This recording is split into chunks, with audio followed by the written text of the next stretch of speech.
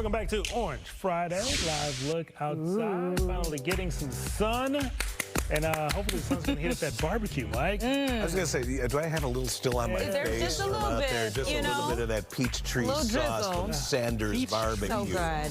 I'm telling you, I just had one chicken wing. It was, you could tell by looking at it. He just had one. Just right. Just had one. I just had one. I had to rush back in here to talk to you fine folks. That's why they've been named best in the nation. Right. Yeah, those wings good are stuff. delicious. Get the new location. Ordered it and had it sent to my home. It is that good. I'm still over here like, I'm just trying to get it right. Yeah, it was good. And I might try to do this. No, actually, I'll leave that to him. That's it for us here on Good Day Chicago, everyone, on a Friday. We hope that we're back on Victory Monday. Victory Monday. Beat those Steelers. Yeah, let's do it. Stay right here. Chicago Now starts in 5, 4, 3, 2, 1.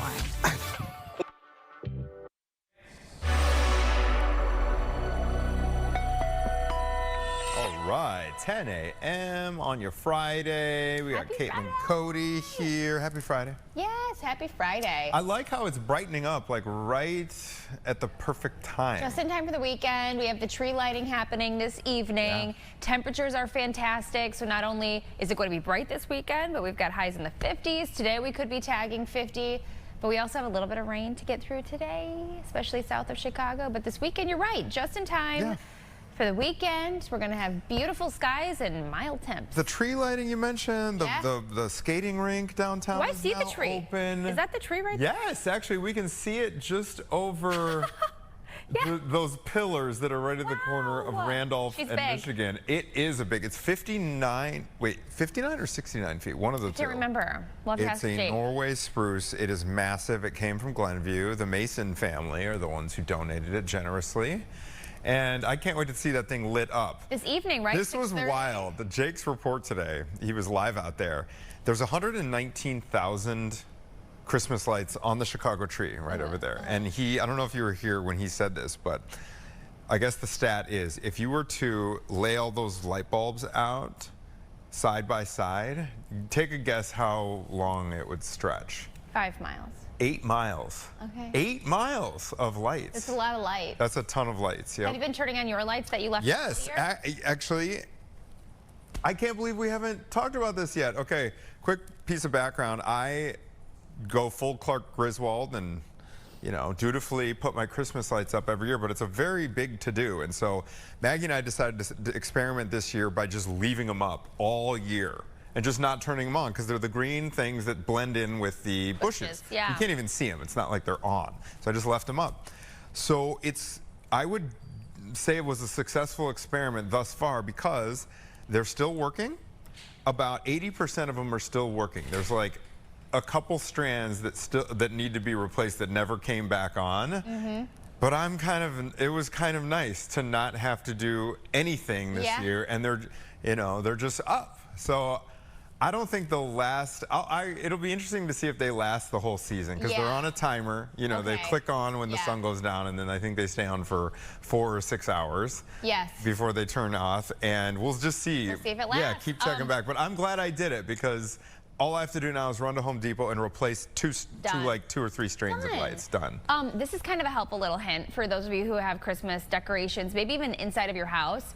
I was talking to our floor director about it yesterday because it's so handy. On Amazon these days, or Target or whatever, you can buy these plugs that you stick into the wall and then you plug your lights into it, and it's an app. So it comes in like a pack of 5, I guess. Cool. And then on your phone, you can turn on or off the light switch. So like I've got this, string of lights around my door outside, but those timer plugs can be kind of bulky. Yeah, they can. Actually, mine is a pain because it comes out of it a little bit. It is very bulky and it's big and bulky, and that it slips out. I know what you're talking about. Yeah, it's the big black one with the dial. It's too much, and like you got to do the timing. So anyway, how big are yours? Little. They're like little circles like this. Oh, they're probably about like this wide, and the point is you can use them inside too, which is super handy. Like I bought them before Christmas, but now I'm using them for Christmas decorations, and it's so, like, if you have a light in your kitchen perhaps and your light's on and you go to bed and you're like,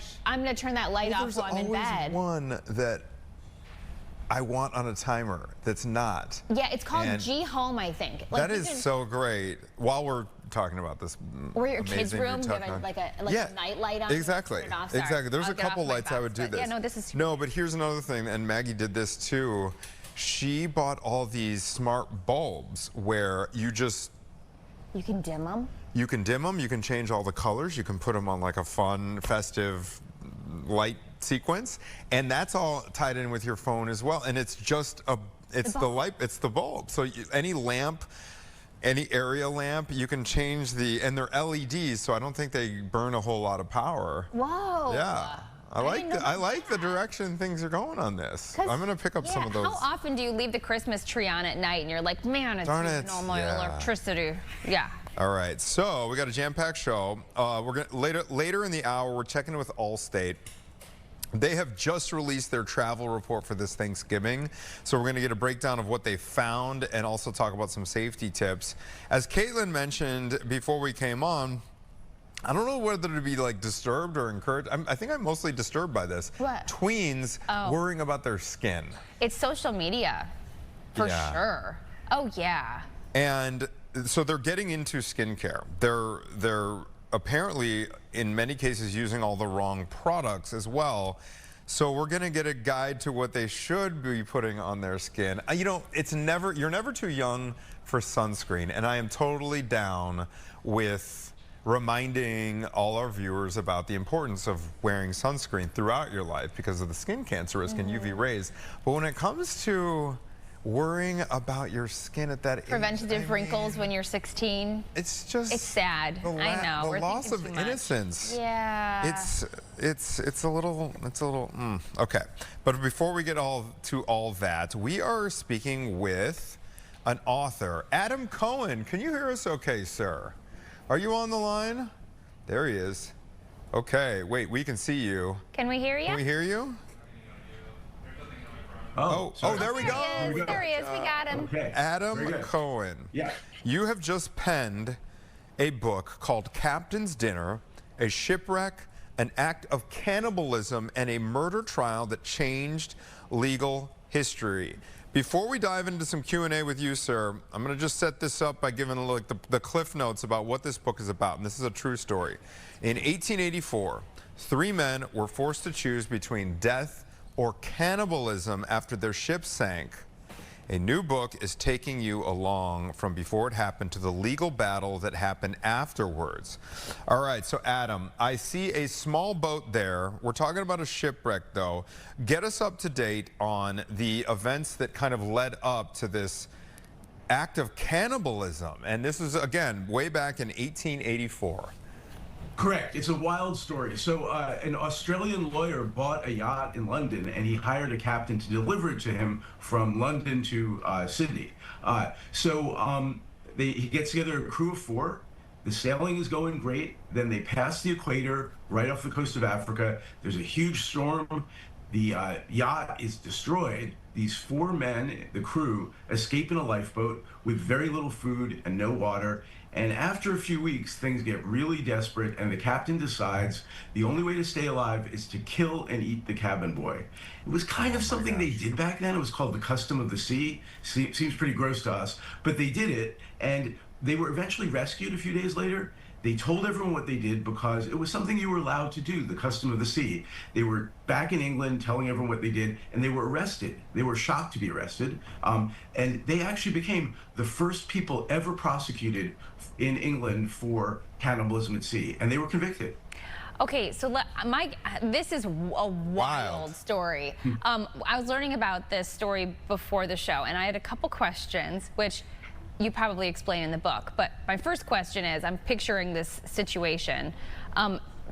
They couldn't cook this person. I know that sounds gross, but like, how would that go? They just ate this person after they killed them without cooking them or anything? It was just, I mean, To make it slightly grosser, you know, you're more in danger of dying of thirst than you are of hunger. So the first thing they did actually was drink his blood.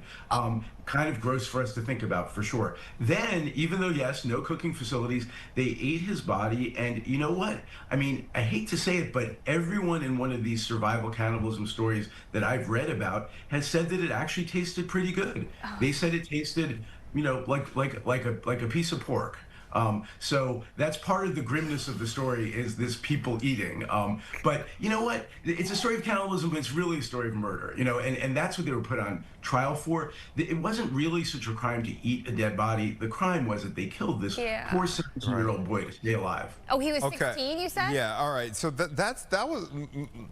My question was a little less macabre than Caitlin's. Mine was, okay, when we hear about the Titanic, it was women and children first on those lifeboats. So my question is, why was that the custom of the sea, as you explained, to kill the youngest member of the crew with his whole life ahead of him?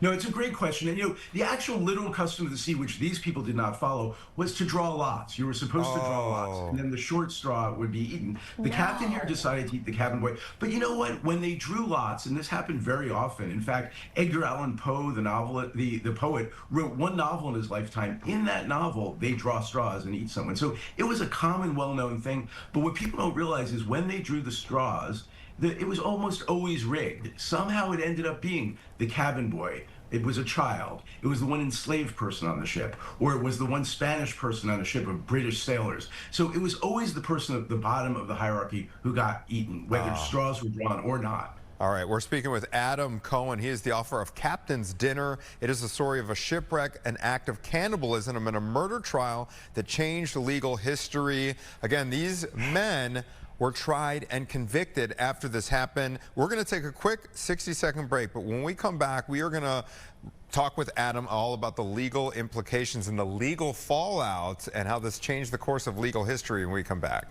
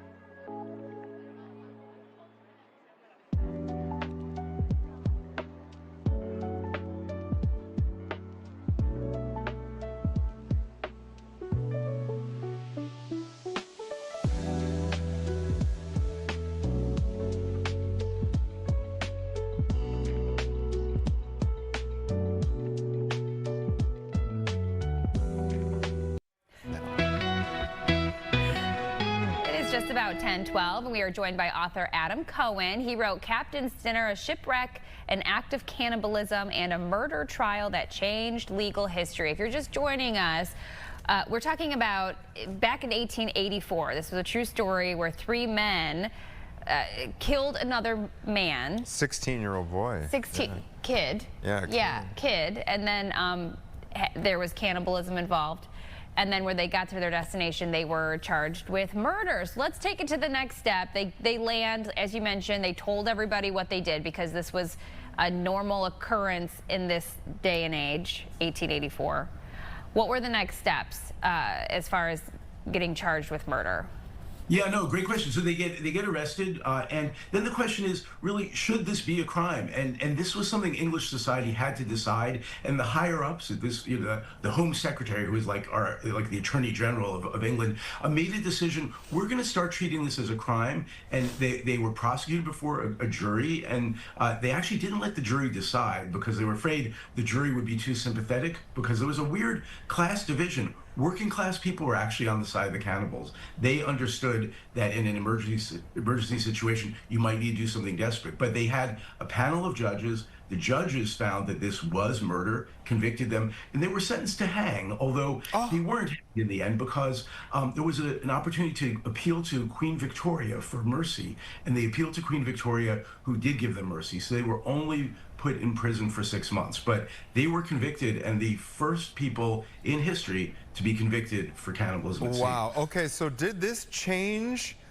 You know, we always talk about legal precedent on the news. Adam, did this change legal precedent for the so-called custom of the sea that you alluded to?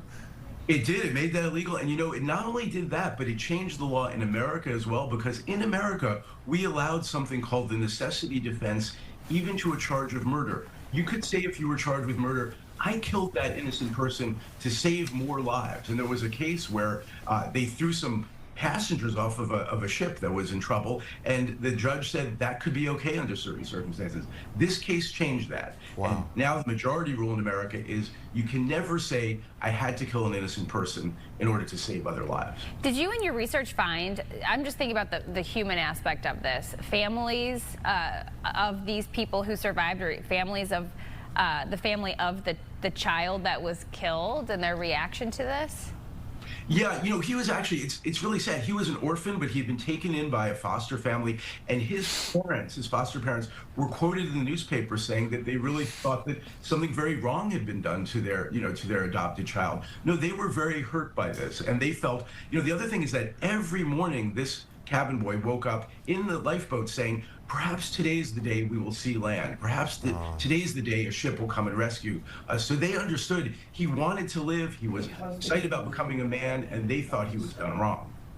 Wow. Okay, let's talk about the legal implications a little bit more. I remember hearing about the Donner Party, for example, on the border of California and Nevada, where that whole group of people got stuck in the Sierra Nevada, and they resorted to cannibalism as well. Did this legal precedent apply to land, or was this just on the sea? No, it's a great question. It applied everywhere, because it really was just this rule that you cannot plead necessity. You cannot say, I killed this person in order to save other lives. One thing about the Donner Party, though, is they almost only ate dead bodies that were dead already. And the movie Alive, about the Uruguayan rugby team, also a major best-selling book, they also only ate bodies, ate corpses. And that's a huge distinction. A lot of the cannibalism stories we hear about are actually about eating people who are already dead, not so much of a crime. I'm just curious, are there many stories like this? As an author, I'm sure you had to do some serious research about people getting stuck out at sea and cannibalism. Was this a common, I mean, obviously it happened in 1884, but are there any other big storylines that stick out in your mind? It was quite common. It was common. There were many, many instances of this. And as I said, there usually was a drawing of lots, but it was also usually rigged. And one particularly horrible example was there was one ship that was in a shipwreck, and they made only the 4 cabin boys. They wanted to only draw lots among the 4 cabin boys. So they decided it would be a child who was killed. And they ended up killing a 14-year-old boy. So yeah, there are so many grim stories like this. What also was going on, though, is that sailing was dying by 1884. Steamships were taking over. So one thing that was also ending this practice of the custom of the sea is that eventually people were traveling by steamship, and there just were many fewer shipwrecks. So this was kind of something that happened in the age of sail, as they called it, which was ending in the 1880s. Okay, got it. Adam, how did you, as an author, decide to zero in on this particular story? Well, it's a great question, and I have such a crazy answer for you. I was a first-year law student, and my roommate and I decided at Halloween to throw a come-as-your-favorite case or legal doctrine party. So people dressed up as various cases and doctrines, and my law school roommate, who is now a federal judge, he went out to the supermarket and he got chicken parts and he got ketchup, and he spattered the ketchup on the chicken parts, wore them around his neck, and he went as the cannibal captain in the story. I had never this case. I didn't know about it. And when I was thinking of a book idea, I was thinking back to what were some big cases in law school that I remember. And I was thinking about my roommate dressed as this captain, as a cannibal, and that kind of got me started. Oh my gosh! Well, yeah, that visual wouldn't soon leave your mind. Your roommate in law school with a bunch of stuff, and now he's a federal judge. Okay, so it all. Happy ending to that storyline. Okay, so where can we check out this book, and what else do you want our viewers to know when if do you they're, get if a they're movie interested? deal, you know? Yeah, exactly. I mean, I'm surprised this hasn't been made into a movie. Yeah. You know, my agents, I hope, are working on that now. They've been talking to people. But yeah, it is available at your local bookstores. It's available on Amazon. We also have a little Substack. You can Google My Name and Captain's Dinner and read more about the book and about the stories and some interviews about cannibalism. So it's all out there. And yeah, maybe one day a movie. Let's hope so. This is ripe for a movie. I can picture Leo DiCaprio as the captain, and then, you know, like a Timothy Chalamet as the cabin boy in this one. Oh, yeah. He's putting it out there. I'm putting it all together. I love that casting. I'm gonna tell my agent right now. Right, Adam Cohen, congrats on this work of journalism. Really, I mean, this is awesome storytelling. It is called Captain's Dinner: A Shipwreck, an Act of Cannibalism, and a Murder Trial That Changed Legal History. Adam Cohen, thank you for your time, sir. Thank you for having me. I really enjoyed it. All right, us too. We're going to take a quick break, but when we come back, we're checking in with the safety experts at Allstate, who just released their annual holiday travel report. Stay with us.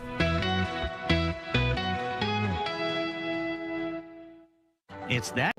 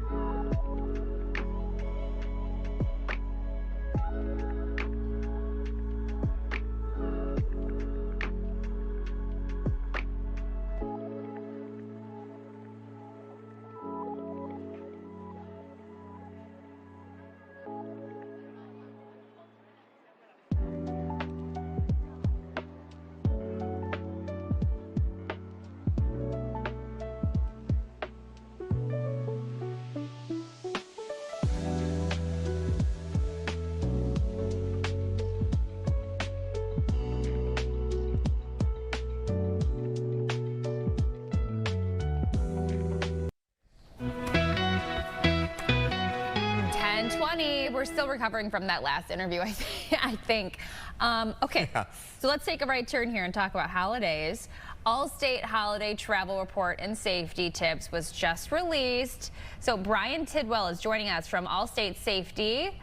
Good morning to you, Brian. Thanks for joining us this morning. Good morning. It's great to be with you. Okay, so let's dive in straight to the point. Thanksgiving, what can people expect for holiday traffic this year?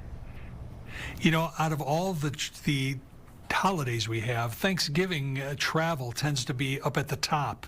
You get a lot more people on the road. There's a lot more risk. We've got to be more cautious. Mm-hmm. Yeah, absolutely. What did run us through some of the main findings in the annual holiday travel report, Brian? Certainly. You know, the busiest days you can expect will be the Wednesday before Thanksgiving and then the Sunday after, where people are going to be returning home from their holiday. That's when you've got to watch that. The busiest times will be lunchtime and afternoon. We always encourage you to leave early in the day. Get out of those heavily occupied urban areas where the traffic will be even worse. Try to hit that early. Get out of town before the traffic gets really bad. I can imagine why Thanksgiving is a popular travel time to hit the road, because it's not, the weather's usually okay. We're not hitting the snow hard like we do at Christmas time. But still, I'm sure people are drinking. Ooh, yeah. What are the habits that people are doing on the roads that put them at higher risk? That's a good question. You know, distracted driving is really a huge issue these days, and the big culprit in this is your phone. So we really recommend that it's good to keep your phone close, but put it down, put it in your pocket, turn it off. Don't give yourself the temptation of pulling that phone up and starting to look at things while you're driving. Also, really reduce your speed. If you can reduce your speed, and let's talk about a really good tip here. If you have a vehicle in front of you, you know you're too close, If you watch when that vehicle in front of you passes a fixed object and you give it a 3 count, like a 1 and 2 and 3, before you hit that, before you cross that same fixed object, then you know in the event of an accident or collision or something happens in front of you that's unforeseen, you'll be able to safely stop. You won't have to get into hard braking. You'll have the cushion to come to a stop and get off the road or maybe get out of that way. I understand, Brian, that you got some stats on when hard braking statistically is at its worst. Can you kind of run us through your findings there? Sure, and that's Monday. For whatever reason, before the holiday on that Monday, we have a higher instance of traffic accidents. It tends to be about 20% higher, actually. Okay. That's interesting. Yeah. People are just in a hurry. Just in a hurry. If people get stuck on the road, what should they do? I know I hear stay in your car, but what's the first thing? Who should they call? You know, what's the protocol to be the safest? You know, there's a couple things, and if you download the Allstate app, you can use the roadside assistance feature, and you don't have to be an Allstate customer, but it will give you a place that you can go to get the things that you need by opening just one app. And that's going to be really important. Now, you touched on something, and you're absolutely correct in that stay in the vehicle. And when you're staying in the vehicle, also keep your seatbelt on. Always remember that the cage on vehicles, that capsule that the passenger compartment that actually is designed to sustain fairly high impacts and keep you safe.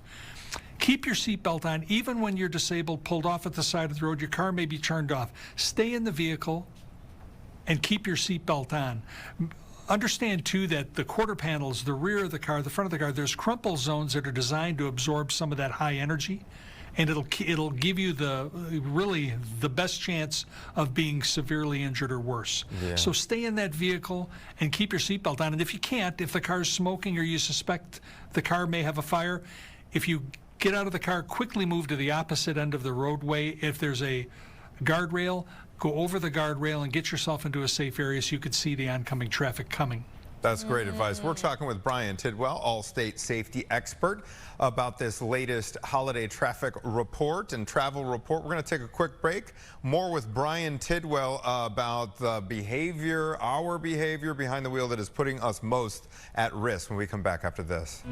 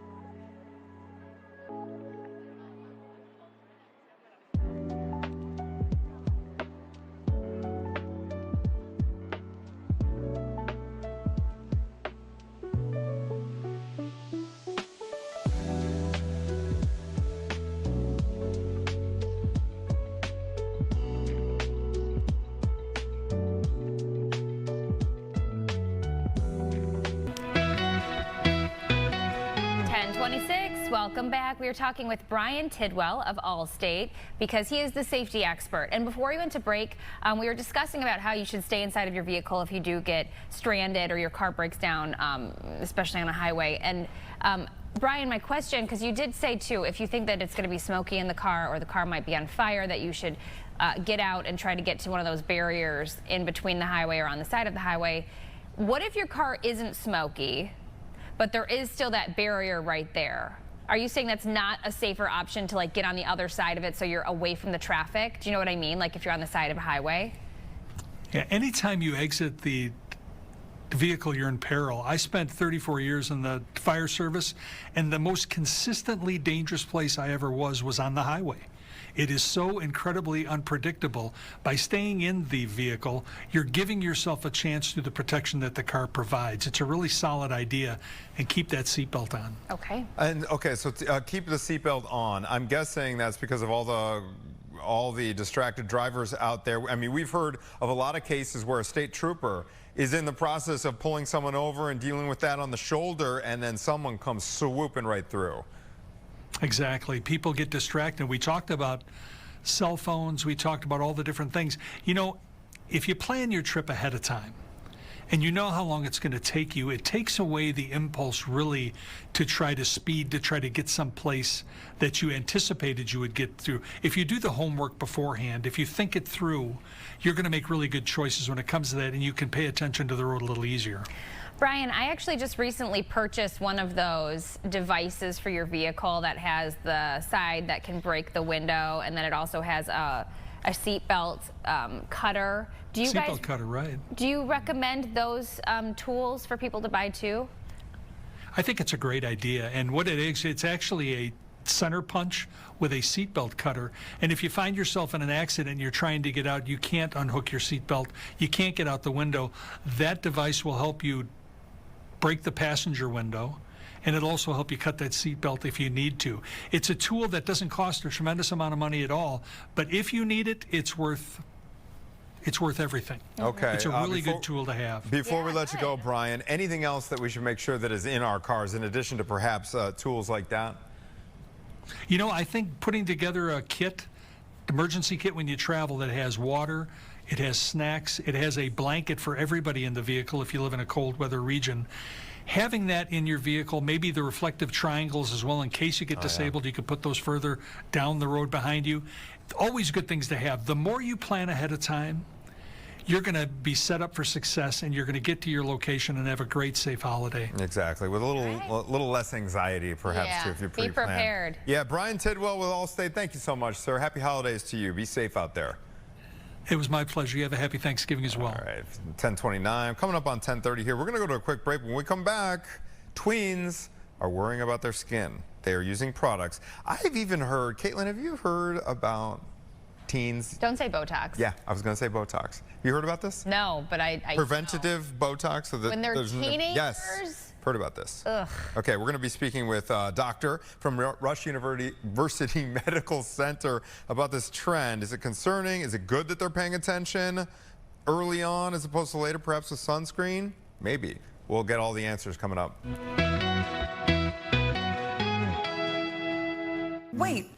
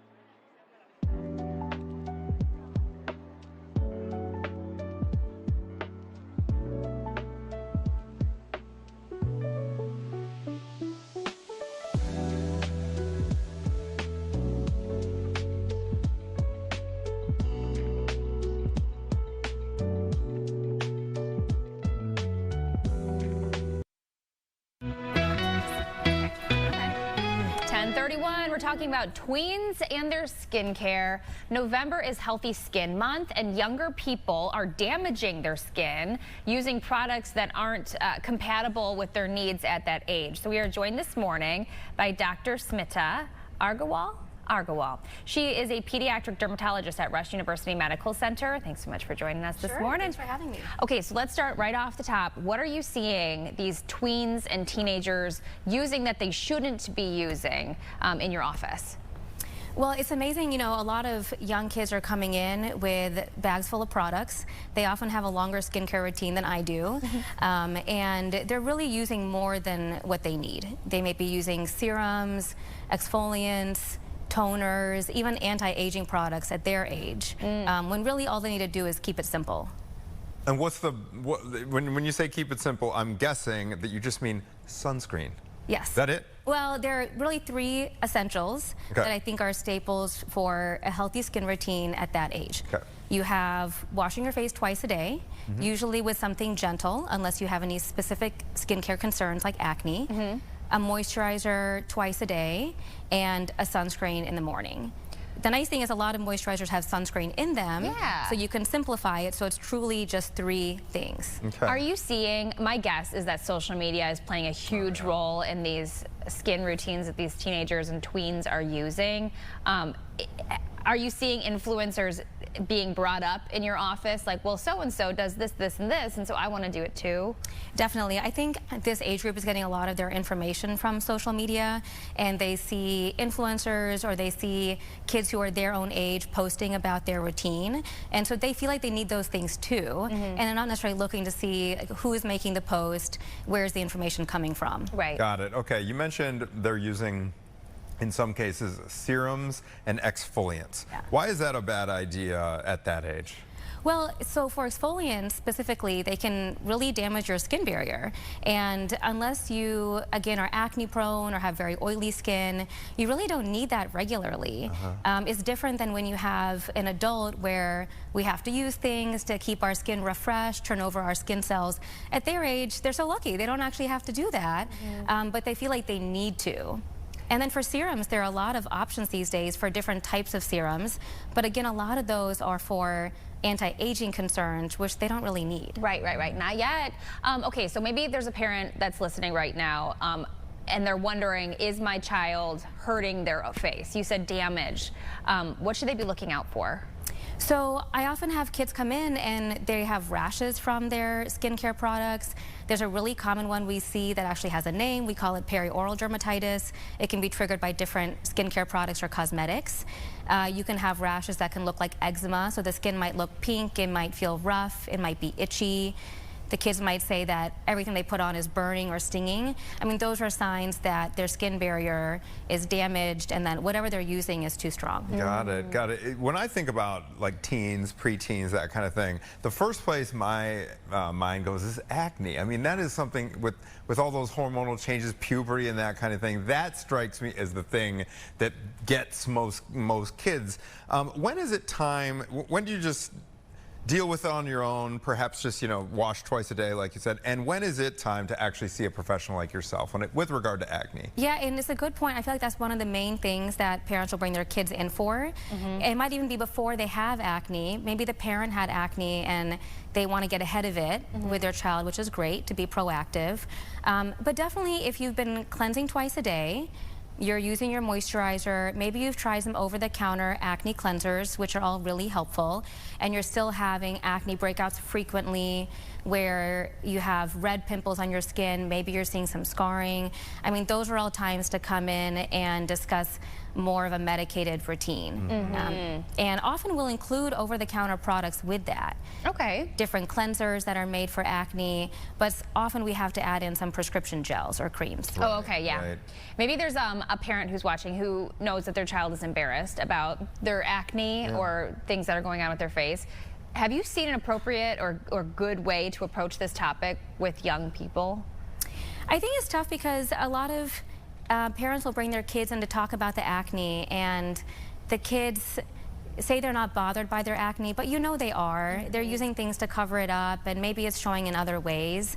And so I think there are ways that we can incorporate treatments for their acne without making it seem like a big deal. Yeah. I think that's why it's so nice that there are a lot of these cleansers, for example, that even by doing an acne cleanser with a little bit of salicylic acid or benzoyl peroxide, easy to find at all different price points, adding that to their daily routine might be all that they need.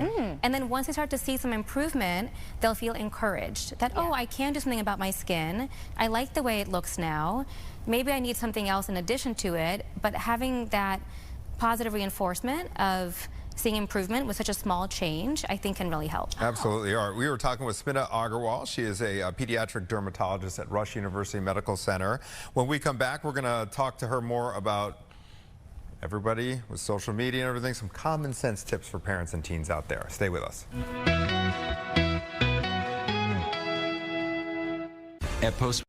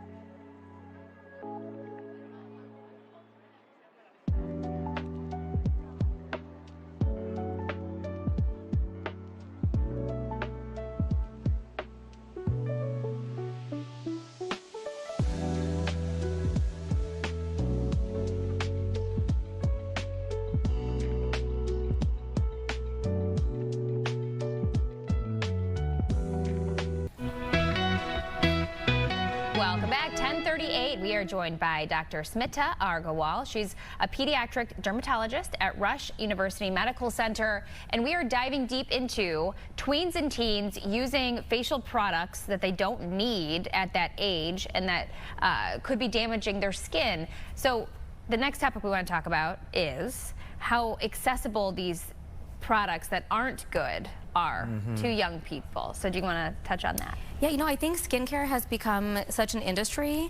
It used to be that if you wanted a particular serum, you had to spend a lot of money. You often had to buy it at a dermatology office or a med spa. You couldn't just go to any store, even a drugstore, to find a serum or a toner or an exfoliant.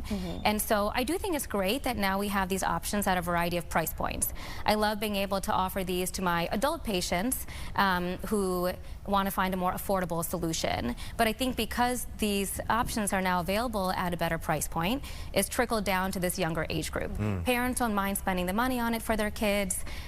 Kids see their friends using it, and that's how it spreads. So I think it's just available everywhere, which is why now it's being used by everyone, even if you don't really need it. Yeah, that's why we need people like you to separate, you know, the wheat from the chaff here. I got to ask you this, though. I do know a couple folks with scars on their faces as adults. My understanding is because their acne was so severe when they were young. Is that ever preventable, the scarring, or is it one of those things where, like, you know, if you are genetically predisposed to having really bad acne, there's really nothing you can do about that facial scarring? Yeah, it's a great question, and I think that's what brings a lot of parents, why they bring their kids in, is that they themselves might have acne scarring and they want to get ahead of it. If you treat acne early, that scarring is fully preventable. And it's far easier to treat acne than it is to treat acne scarring. And so if you can get ahead of it, even if you have just mild acne, it can really save your skin in the long term. I'm sorry. Go ahead. Is the scarring because of, like, you know, they've been popping it and using their fingers on it too much, or is it they just didn't get ahead of it, like prevent it before it was a huge problem? I think it's a combination of both. And so definitely we know that if you touch your acne, then it causes inflammation, which then increases your risk for scarring, which is why pimple patches have become very popular. I think they can be really useful for that. But definitely if the acne isn't treated early enough, then even if you're really great about not touching your face, I have a lot of kids who come in, they say, I never touch my face, I don't touch my pimples, but I still have scarring, which is really frustrating. And so that can happen even with early acne. So treating it from the onset is best, and you can really prevent a lot of that. Okay, so what about the things that are really popular, those under eye pads, the full facial masks that you can buy at the drugstore? And we were talking about how sometimes it could be geared towards little kids. How do we know what's safe and what's not safe to use? Well, I think as a general rule of thumb, those things just aren't needed. They're just not needed in the younger age group. Even if they claim to have very clean products, maybe it's just a moisturizing ingredient and safe materials for the masks, let's say, it's just not necessary. Now, if it's something that's done maybe as a treat, like a mom and daughter want to do it together every now and then that's fine. But it's not something that really needs to be part of their routine. Yeah. Got it. I can Makes see that. sense. Like a spa day. Exactly. What would you say, before we let you go, Dr. Agarwal, what would you say is the most common reason that you see teens and tweens in your practice? The most common reason is acne. Okay. I would say that's their primary concern. I see the whole range of acne. It could be someone who has really severe acne, and then I have patients coming in where they feel like they have a few whiteheads and blackheads, or they're starting to get a little bit oily and they're not really sure what to do. And I think parents these days, there's so many options. When you go to the drugstore, it can be overwhelming to know what to buy. And so they come in specifically just to have someone put together a routine that covers the essentials without being a lot of extra fluff. One more question occurred to me. Keep it easy. I got one more question that occurred to me, and that is dietary stuff. Okay, is there stuff that teens are eating, like junk food, that exacerbate acne? Yeah, a lot of parents like to ask that in front of their kids. Just so they have like another reason to say to limit something. They've actually studied this because it's such a common question, and they found that foods that are the highest trigger for acne are higher glycemic index foods. So those are going to be your processed sugars, processed carbohydrates, packaged things like chips, candies, cookies. Less of an issue with naturally found sugars like in fruit. They didn't actually find a strong relationship with dairy, which often comes to, is blamed for acne. Yeah. But I always tell my patients, if you notice that a particular thing flares up your skin, have that in moderation. You don't have to cut out entire food groups or things that you like to eat, but just moderate it. Can you shout out just a couple like well-known brands? You mentioned like over-the-counter things that people could use if they don't have the ability to maybe go to a specialized doctor to help their kids with acne? Sure. I mean, so for example, the cleansers that I mentioned, like 2% salicylic acid. Really easy to find. A great starting point. It's not too harsh. Neutrogena makes a very popular one. It comes in an orange bottle. Yeah. They have one with a nice scent too. That's grapefruit. So some kids like that. It's pink. And then there's actually an over-the-counter retinol called Differin. The other name for it is adapalene. It used to be prescription, but now it's over-the-counter, which is great. So you can actually get it and start using it without having to have seen a dermatologist. Right. Okay. And that's really helpful for early acne. Got it. Great stuff. All right, if you're just joining us, okay, she boiled it down to 3 things for teens. 9 out of 10 teens. Okay, sunscreen, facial cleansing twice a day. Now, what was the third one? Refresh my memory. Tackle the acne fast. Yeah. Oh, yeah, get it. Yeah, Moisturizer. Moisturizer. Those 3 Moisturizer. things. You don't need all kinds of serums and things like that. Yes. Keep it simple. The KISS rule. Keep it simple. Yeah. I like it. Thank you. You're welcome. Dr. Smitha Agarwal, really nice to have you on the program. We appreciate your Thanks time. for having Happy me. holidays. Thanks. All right, we're back with more Chicago Now right after this. Save now.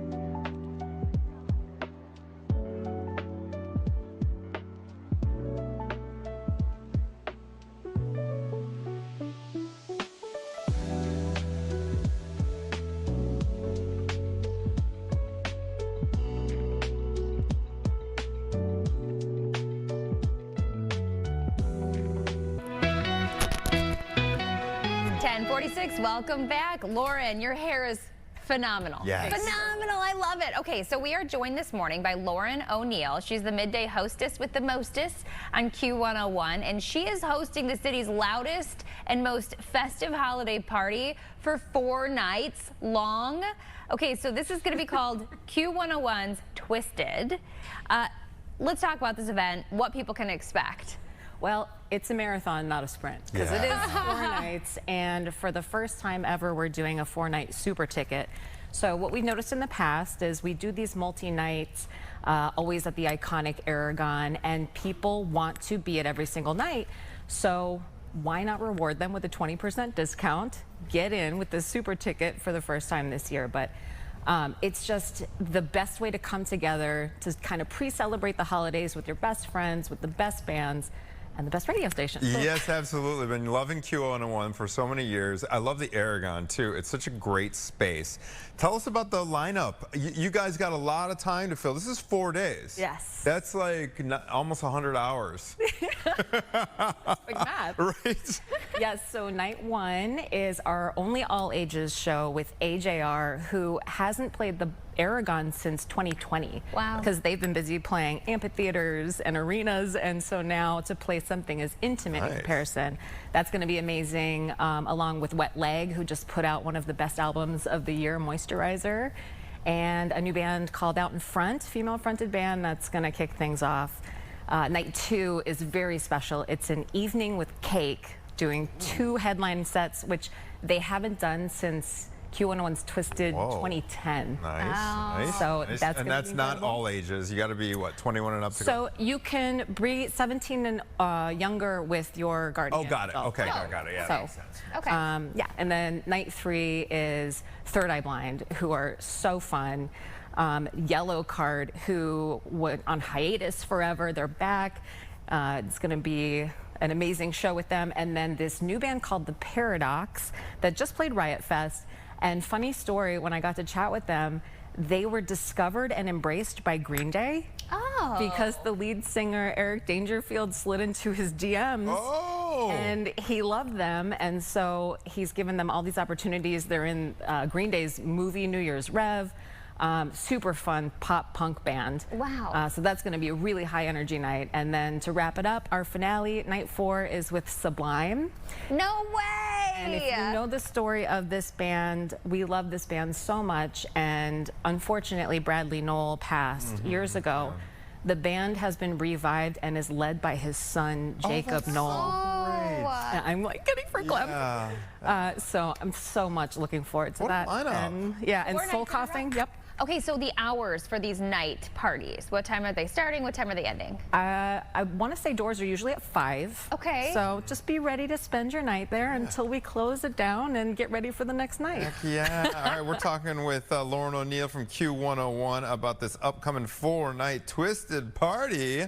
When we come back after a short break, she's going to tell us about the diamond ring somebody could receive, some lucky recipient, when we come back after this.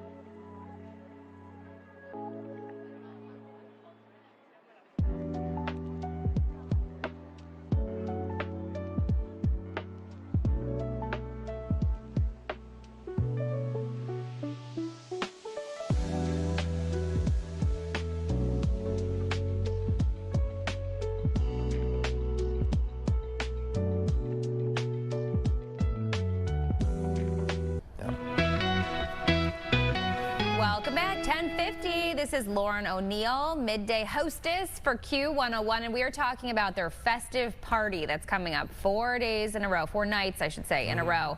And Anthony, you were just asking me if I've ever been to Argonne, the venue. The Argonne Ballroom. I haven't. My question is, if you get there at 5, are we eating dinner at this place? What kind of food do they have? Or is it just beverages? What are we looking at? I think typically it's a bar, but if you sneak upstairs, I always have snacks. So, I will hook you up because I have got to snack. Okay, so eat dinner before you get to the the concerts. That's all right, let's talk about this. I mean, I'm reading about a diamond ring someone could get. Do tell. So do tell. We have partnered up with our incredible friends at James & Sons Fine Jewelers, and they've given us a ring to give to someone else to give at Twisted. There will be a live engagement. Oh. Hopefully it goes well. Hopefully the one person of these says nice. Hopefully, I can't see how they would say no with this ring. It is unbelievable. It's an oval center cut diamond, diamonds all the way around. It's over a carat. It's just so sparkly and beautiful. I mean, you will see it from the other side of the Aragon. Whoa. When the lights come up. Okay, wait. So did you find the couple? We found the couple. You found the couple? Oh my gosh. Oh, ladies. He or she says yes. I don't think half of the couple knows. You're sure? Amazing. So oh my it's gosh. going to be a big surprise. Tell us about how like it works in terms of the broadcast too. This goes from 5 till late night, all 4 of these nights. Is it one of those things where you guys just like, you will be hosting the whole time? You'll kind of be, I don't know, in an MC kind of role, and it just simulcasts on Q101? Or how does it all work? Or is it just kind of you guys sponsoring the thing? So this is a in-the-moment kind of thing. It will not be a live broadcast. Okay. You have to be there to be a part of it. But it's the whole team. It's Brian and Kenzie. It's myself. It's Brian Phillips. It's the entire weekend staff, Dougie Stiles, Kevin Kellum, Lou Lombardo. It's just the big family comes out. We introduce the bands, we talk to bands on site, there's meet and greets and special activations with some lucky winners. Like somebody gets to play video games with the Paradox and things like that. So it's a real busy time, even behind the scenes. That you'll get to see on our socials afterwards. The backstage pass. Absolutely. So speaking of, what are the tickets looking like? Are they still available? Yes, there are still limited tickets available for each night. There's a very special sound check party ticket available only for night 2 with an evening with cake. So what that includes, it's your regular price. There's no special code or anything. It's just a different option at checkout. And it includes access to their sound check. You get to hang with the band, take a photo, and get a limited edition poster for the night. You said you've been with Q101, Lauren, for about 14 years now. Give us an idea of the evolution of this particular event and all its iterations and kind of where it started, where it is now. Well, I believe, and this was way before my time, probably 33 years ago, its first iteration may have been at now the Allstate. Okay. Where for a lot of years at least it was one night and kind of a marathon all day, all night thing. It's definitely evolved into spreading it out and taking over the Aragon. We've been at the Aragon for at least 14 years now. Because my first one was back in 2012, and AWOL Nation was the headliner. We had Anne Berlin, and these just, it's actually a moment in my career where I looked around and I was kind of fresh from moving here from Florida, and I just felt this energy in the Aragon, and I was like, this is where I'm supposed to be. Awesome. Like, Love that. AWOL Nation, that's so cool. Okay, so talking about Q101, what should listeners be looking forward to maybe after this party? Do you guys have more fun things coming up? Hopefully a nap. No, we've got pop-up shows lined up and ready to be announced, which are always free. And we've got lounges, which are these huge bands come into our space at the studio and do these very intimate performances and chats. Actually, Portugal the Man will be in there tomorrow. Oh, fun. Hosting that one. So we've always got stuff in the pipeline because we like to party. Yeah. You do. Okay, this is 4 straight nights. I always like asking our guests about the behind-the-scenes stuff. You mentioned your strategy of bringing snacks. You always got snacks. I always got snacks. You've been doing this 14 years. It's 4 nights. How do you personally prepare? Because you got to be on. I mean, one of the things about our gig, too, is we get up early in the morning. We are on like all morning. I mean, it takes, you got to get up for this stuff. Caffeinated. How do you approach it professionally? That is a great question. I try to get a good night's rest, but let's be real. I'm just too excited. I always feel like a kid on Christmas. I just feel so lucky to do what I do and to have these opportunities to, you know, you speak to someone every day on the radio, maybe you talk to them online and social media, or they call the station, and to actually have an opportunity to be face-to-face, to hug each other, like that's where I want to be. So it just energizes me. You know, I usually crash afterwards. So I hope they build in time off for you after. Yeah, oh, for sure. My question is attire. Maybe someone's like, oh, what am I wearing? Oh, yeah. Like, I love this, by the way. You're so festive. Are we supposed to be holiday fresh? I would encourage it. It's not mandatory, but come on. It's so fun to really go all out, and we decorate the Aragon Ballroom with all these incredible Christmassy holiday decorations. So when in Rome. Do you have you gotten any like VIP or special guests showing up at this thing over the years that come to mind? Like, do you get like, you know, you got some like Beyonce might pop by. Billy Corrigan coming through. Folks some like that. Sports players. I mean, you just never know. I mean, Dermot Mulroney is playing in One for the Ditch that's opening up night 4 with Sublime and Soul Coughing. So yeah. You're going to be rubbing elbows with what kind of responses is the Sublime lead singer's son kind of getting? I mean, you get choked up when you hear about it, but like, how does the audience respond? It's a beautiful thing because you close your eyes, his voice is exactly identical to his father. It's wild. And so for a lot of us, who didn't have the opportunity to see Sublime in their original lineup, because that was early 90s, Right. and they actually didn't get that big until after he passed, unfortunately. So to hear these songs that maybe was the soundtrack to your high school, you know, and now you're there at the show, it sounds exactly the same, and now there's this new energy in this band with Bud and Eric, the original other two band members, and new music. So there's new life, and it's that, like, what you already know, what you grew up with, and now discovering new music from this band that you love so much. So cool. I love All right, that. when is this happening? It's 4 nights. December 9th through the 12th 9th at through the the 12th. Aragon. And don't sleep on the 4-night super ticket. 20% off, and you're in all 4 nights. All 4 Lauren, nights. what's the if you can website? handle, yeah. Q101.com. You want to, and it's a Q101.com. marathon, not a sprint. Yeah. Okay, marathon. Stay not a sprint. hydrated. Stay hydrated. Lauren O'Neill, thank you so much. Nice to see you. in Reasonable person. shoes. Have a great time. Yes, have fun. We wish you luck. Happy holidays. We're back with more Chicago Now after this. Interact.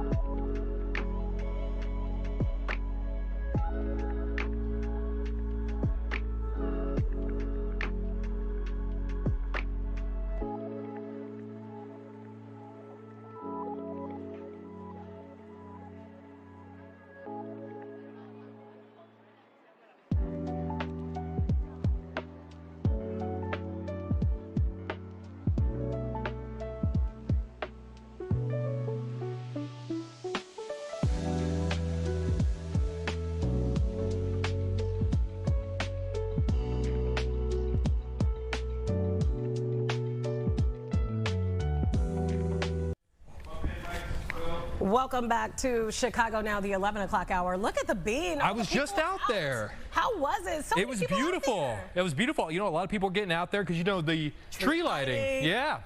But a lot of things out there. The ice rink Yes. opened up today. And then there's like a little 3-day Christmas market happening out there at Millennium Park as It's well. beautiful. Holiday season is here. We I am have feeling arrived. it. I am so happy to see that you're here with me. I didn't happy to know. see you're here. I just sprinted up here. Yeah, me. I'm a little out of breath too. We'll catch our breath. I bet. I can't Friday. do those sprints like I used you to. used to as you get older. Yeah. Exactly. The knees are not even the same. The as you knees, get older. pull the hammy. Yeah, everything. I'm feeling it. Thank you so much for joining us on this Friday edition. Hey, Tim Morris, who is one of our amazing editors, Timo. just walked in. But yeah, thank you so much for joining us for this amazing Friday edition of Chicago Now. Though I am angry. Why? Why are you I texted our producer Mia And what happened? and said I'm mad at you. And what happened? So, She's and it shaking her has to head. do, wow, the way you guys dramatically took camera one.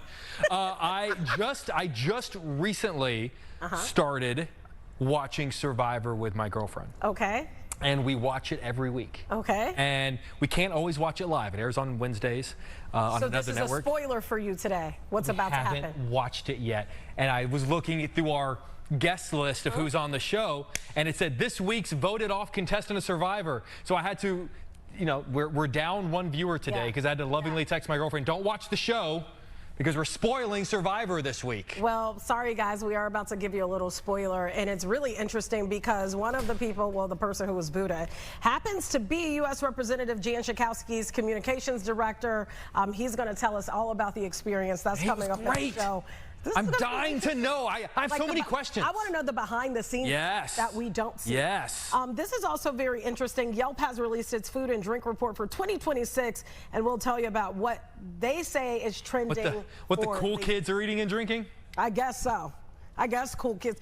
Who uses Yelp anymore? Do people really use Yelp? I feel like Yelp is. Here's what I'll tell you. I got a buddy of mine who only, like, when he comes to visit Chicago, I'll say, hey, dude, we're going to go hit up this restaurant. And instantly, he grabs his phone. Yelp? For Yelp? Says it's only 3.4. According I go, to well, well, then find something else. I don't care. Like, but I feel like people use Yelp to I was going to use another word, to complain about things. Well, I used to use Yelp, but I feel like my picture was who I am, and so then I was like, no, I don't want to be. Interesting. Yeah, I don't want to be the person that left that bad review or even the good review. Yeah. I guess I don't want people to know everywhere I go. And you know, and I always find, like with most things in life, there's always two sides to every story, True. right? And I always love, sometimes you ever see a Yelp review and someone will just say something terrible about a restaurant, and then the restaurant will respond and say, actually, we remember you. You did X, Y, and Z. And that's when I always go, it's important to remember all of these things, negative reviews, what have you.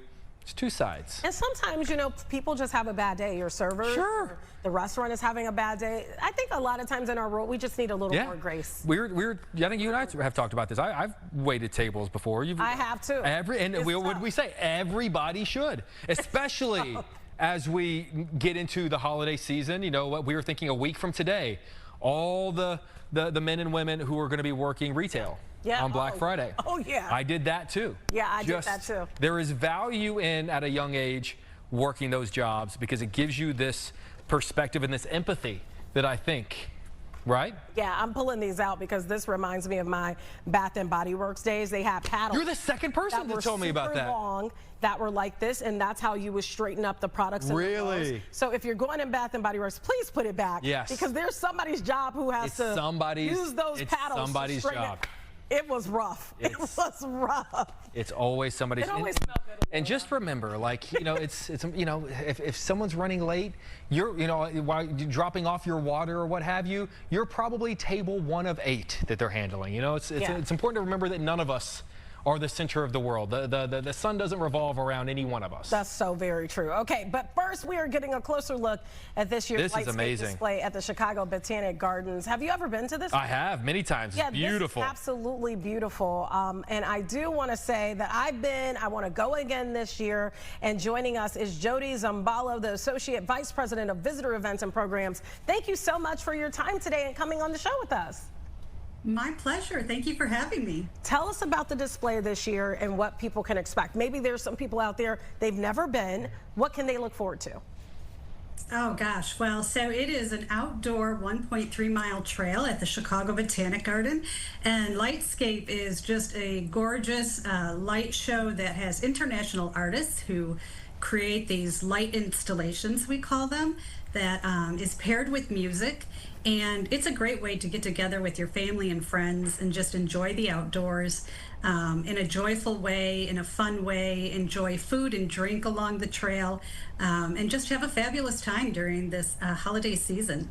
And Jody, you know, you just heard T and myself say, you know, we've been out there before, but we want to come out and see this. And to that point, you know, if someone says, you know, I've been out to the Botanic Garden before, doesn't matter. This is like a whole new, it doesn't matter if you've been there 1,000 times before. This is a whole new experience that makes you look at the whole place differently. It really does. So if you've been before, you know, this is our 7th year, and there are people who come every year, but it is different every year. At least 80% of the trail has new installations, and the trail is different. So it is not the same thing, and you will see all new things and experience all new things.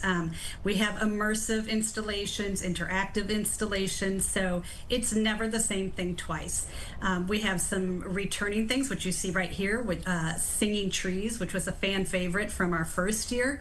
But then you have new installations like an interactive screen where a shadow play, and then these fairies that you see in our waterfall garden. So there's just a lot to enjoy and for people to see. So it's just a great thing that you have to come back and see. Yeah, it looks perfect, I should say, for social media in the age of people, wanting to record reels and all of that. I must ask you, Jody, you know, we're living in a time now where everyone seems to have a light display of some sort. You see it at the zoo, the museum. What would you say makes yours different from all the others? Well, ours is very different because we have these international artists. So I think this year we have them from 7 different countries who create these light installations. And so that just really makes us different from anything else. I don't think anyone around here has that. And so it's a different, it's like walking along and seeing different artwork, but they're created with light and music. And so you're going to see something different. And at some points it'll be very energetic and lively, and you're going to want to dance and have fun, and then all of a sudden you're going to come into this wooded area, part of the garden, and have overhead installations that are very calming, and the music is very calming and serene, and then you go back out again and it's all bright and cheery and very joyful. So it's very different from anybody else around this area. Beautiful. Yeah, it is. And Jody, you know, we're looking at this video, and I think we can all agree that you guys didn't start setting this up this week. When do you start even building all of these installations? Because it wouldn't surprise me if you started at the end of the summer. Like, this seems like a lot of work. Yeah, it is a lot of work. So we start planning well a year in advance for thinking of the trail, you know, for the following year. But the installation at the garden actually starts right after our Halloween event. So we start right at the end of October. It's about a 2.5-week setup. So a lot of people spend a lot of time every day setting this up, and we opened up last weekend. So we're ready to go and having a great time. It looks absolutely gorgeous. I love to see the families out there having a good time, and it's all ages, which I think is really important, because sometimes people are like, well, you know, my mother's going to come with me, you know, generations, and it feels like there's nothing for them to do. But this is something that the entire family can participate in. Jody, I do have a question for you, but we do have to take a really quick break. Stay with us. We'll be right back.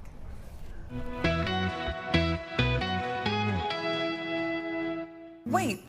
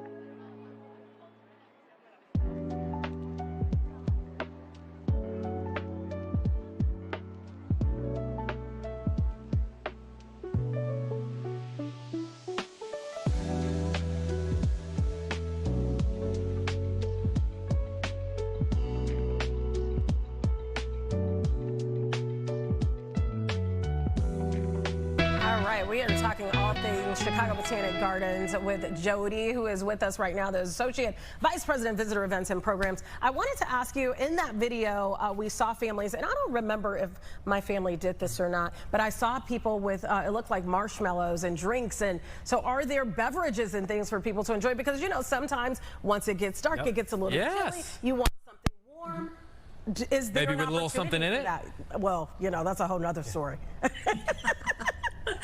Yes, we do. We have about 4 locations along the trail that have food and beverage for sale. So there's lots of snacks. There's dinner that you could buy as well. We have cocktails and mocktails and hot chocolate.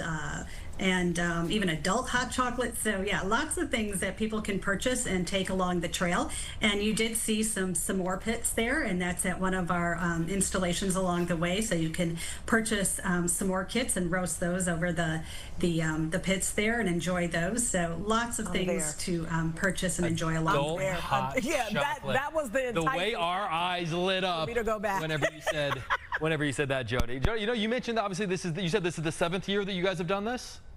Correct. I'd imagine over 7 years, it's evolved and it's changed, and I'm sure that you look at every year and kind of take lessons away. What have been some of the things that you guys have learned over the 7 years that have maybe caused you guys to make some changes so that it is different and you're constantly making improvements? So yeah, the trail, you know, it's really important to really make it fresh for everybody. So the past 2 years, last year and the year before, we went out on Evening Island. So those who know the garden, it's another, you know, we're made up of 9 islands. So that really changed it for everybody, and that created some great views and vistas.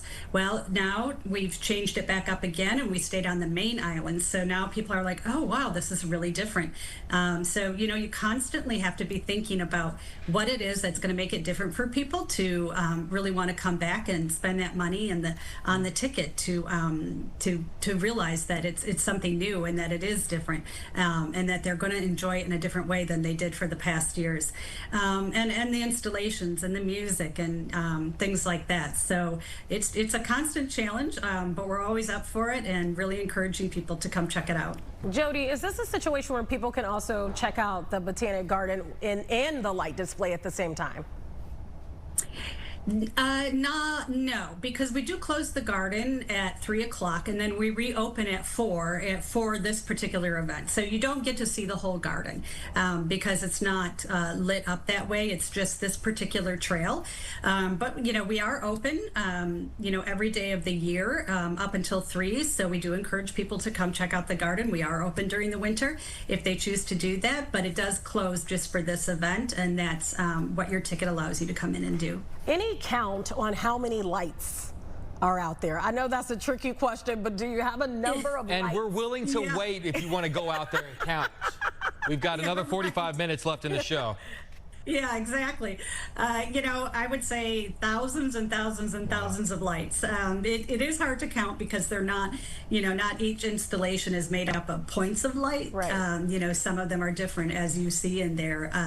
But I would say thousands.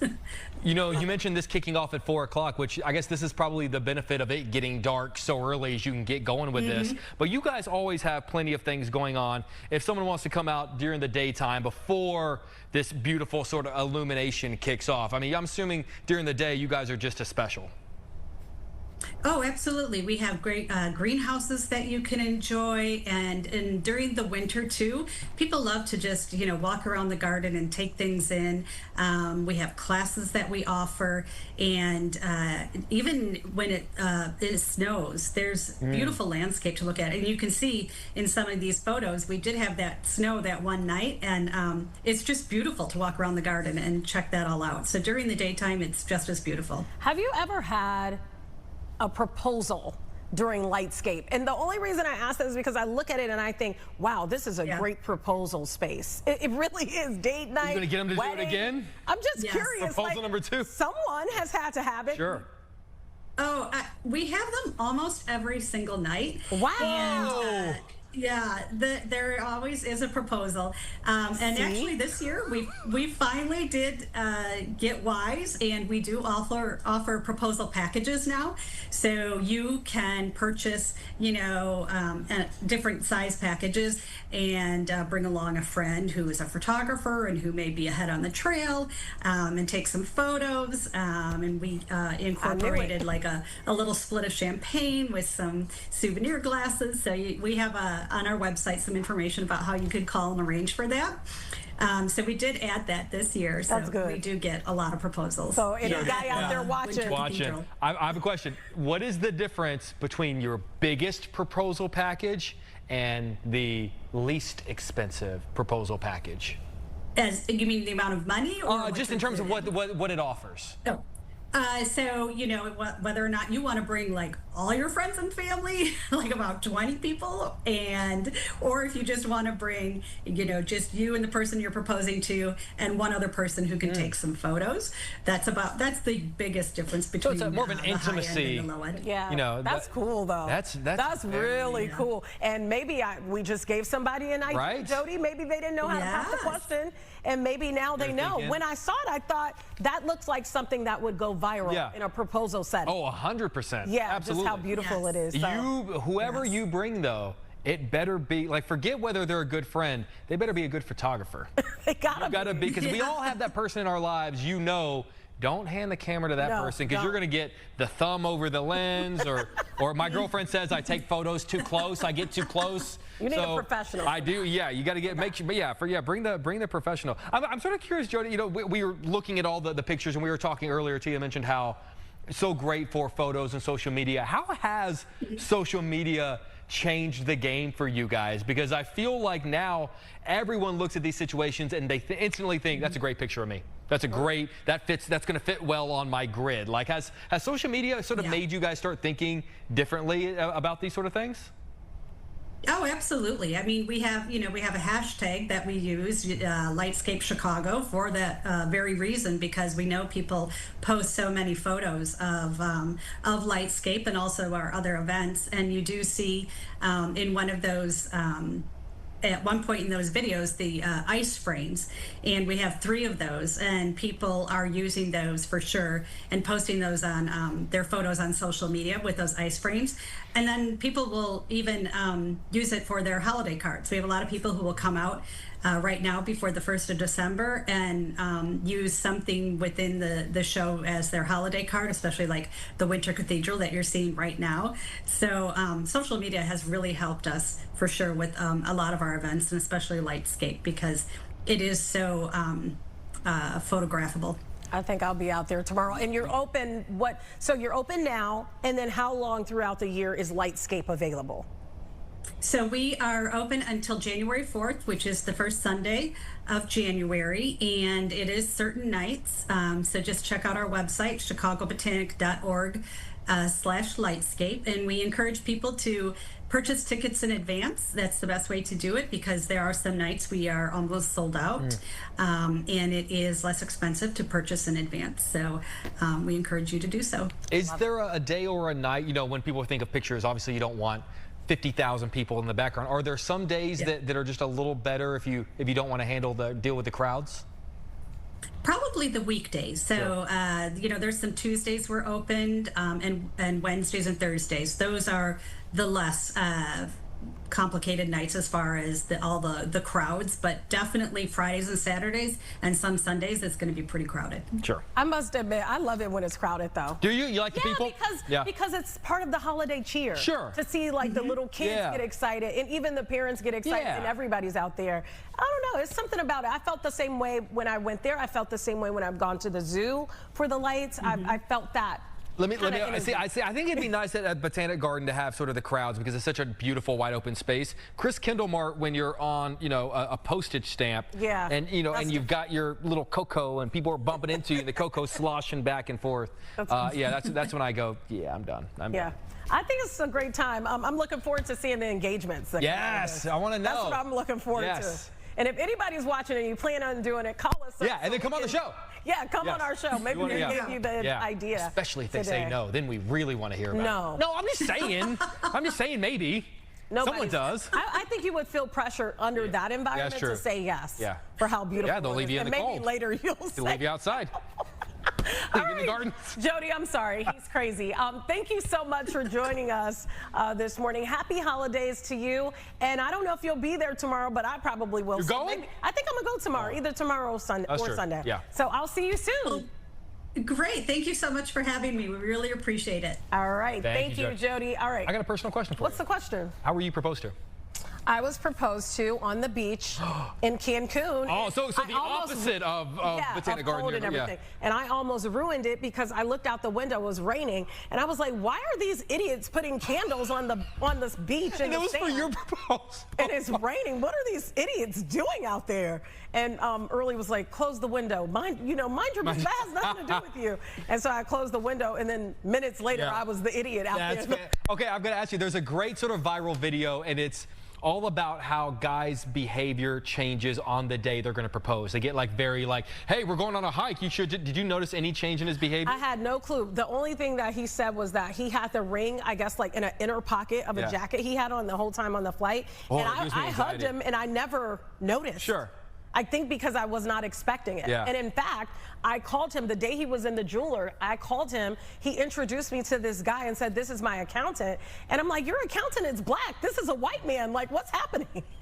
And so he was like, well, I've switched accountants. I'm like, that's weird. That's not the same guy I met. So it just, it went over my head in that moment. I didn't think anything else about it. And then, that's going to be kind of fun, looking back at everything and realizing the things that just went. Yeah. He was like, this is my account. I did think something was fishy, but the guy looked like an accountant. Yeah. So I'm just fascinated with the idea of you looking out the window. Like, look at those morons setting up. Look at them in the rain. They're idiots. And then I was the idiot in the rain. Did the rain clear up by the time you? Not really, no. Sure. But people were watching. It was like a drizzle. It wasn't like pouring down rain. Most romantic moments in movies are in the rain. Yeah, you can have some good times in that rain. Talking about. All right, this is a all ages show. We're going to talk Yelp 2026. They're not going to let us do the show together anymore. We're going to talk Yelp food and drinks right after this break. They're never. It's one of those.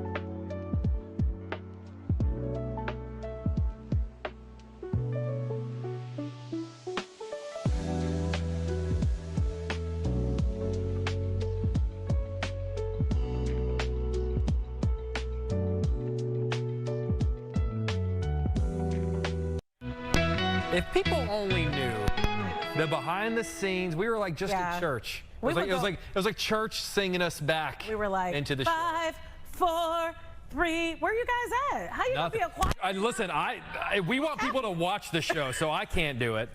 It's like cats howling. Listen, you've probably been in this situation before. You're in a group setting and you're asking, you know, all right, where does everybody want to eat? And a recommendation is thrown out there, and inevitably someone is going to pull out their phone and go, hold on, got to Yelp it. Says. Yelp has been the reason that my planning for restaurants has been extended from 3 minutes to 30 minutes. But it's a good thing. It's so you know you're not wasting your hard-earned money, especially in days like this. Yes. Yelp has released its 2026 Food and Drink Report, which is detailing all the latest trends in dining, home, lifestyle, beauty, much more. We're going to learn more about the list and what we can expect for next year. Tara Lewis, Yelp VP of Consumer Expansion and Trends. Thank you so much for joining us. We're so fascinated by this. We appreciate you. Thank you so much for having me. Of course. So just tell us, first of all, where you guys get this information. How do you guys sort of figure out sort of what's hot and what's not every year? Yeah, well, this report is, we do this annually, and it's powered by millions of searches and reviews from Yelp users nationwide. And the report spotlights how we believe that people are going to live, dine, and unwind in the year ahead. We also tap into our data analysts as well as our community managers across North America to identify which keywords and search terms are trending. And that's usually a strong indicator of what's going to happen next. So since we're talking about what people search, Tara, tell us, what are people searching in the food and drink categories? What's the most popular? We've got so many exciting trends. Obviously, Indian cuisine is beloved worldwide, but it's getting a brighter spotlight in the year ahead. We've noticed that regional Indian cooking and flavors and concepts are rising in Yelp searches across the country. Specifically, Indian tiffin services are up 153% in searches on Yelp. If you're not familiar with that, it's a traditional home delivery service where the tiffin containers are metal and they have home-cooked dishes that are stacked, that are delivered. It's very common in India and Pakistan, but we're seeing a increase in searches for that, as well as Indian food buffets near me jumped over 400% in searches. So we're excited to see Indian cuisine get a larger spotlight in America. We're also seeing that as an emerging flavor, black sesame is popping up all over the place. Very common in Asian cuisine, but we're seeing searches for black sesame matcha was up over 147%. Black sesame desserts also. So desserts and pastries, expect to see black sesame as a flavor in the new year. Matcha is also getting another creative makeover. Obviously, matcha's been really popular for a while. It's all over social media, but we've seen the matcha teeny, which is a special little extra something in there, up over 1,000% in searches. Also, the banana pudding matcha latte. That sounds good. Right? Yes. Well, that's up 36,000% on Yelp. So that is 36,000? 36,000. So that's the renaissance, the matcha renaissance right there. So that's pretty spectacular to see all the ways that matcha is expressing itself and mixing and matcha-ing. So that's another thing to look forward to in the new year also. You know, I'm sort of fascinated with sort of what's rising and what's falling. Obviously, you guys are sort of tracking the numbers and you can kind of see what are the new things people are talking about. But do you guys ever like question why? Like, why is this particular food or why is this dish or this drink all of a sudden having its moment right now?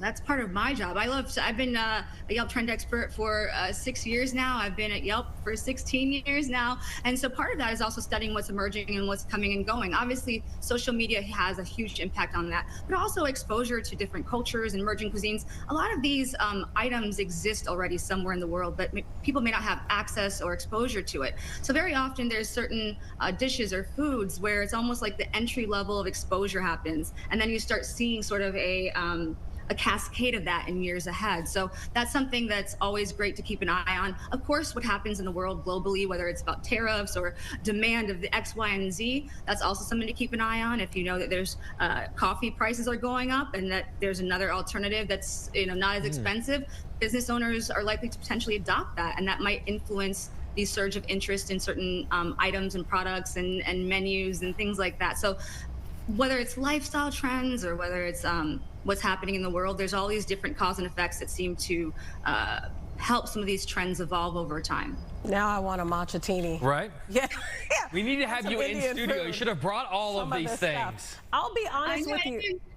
I didn't even tell you about the Sarti Spritz. That was a special drink that's up 8,500% in searches on Yelp. It's a brightly flavored liqueur made with blood orange, mango, passion fruit. It's kind of followed a trend from when we saw the Aperol Spritz a couple summers ago, really popular. The Hugo Spritz was, I think, a year or two ago. And now the Sarti Spritz is emerging spritz on the horizon. Never heard of it until today. So I'll be honest. I'll be honest with you. I didn't know that people go to Yelp. I mean, I know businesses are on there, but I didn't know people go on there for home design and stuff like that. Yeah, I didn't know that either. Until I looked at this card. So what about home and design trends? How are people going on there for this?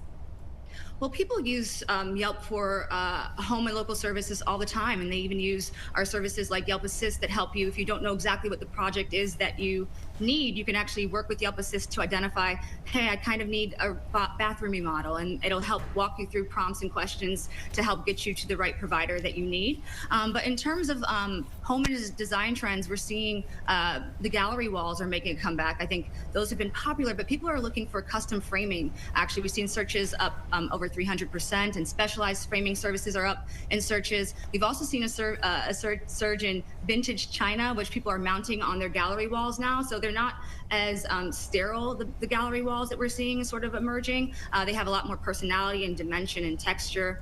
We're also seeing statement staircases are stealing the show.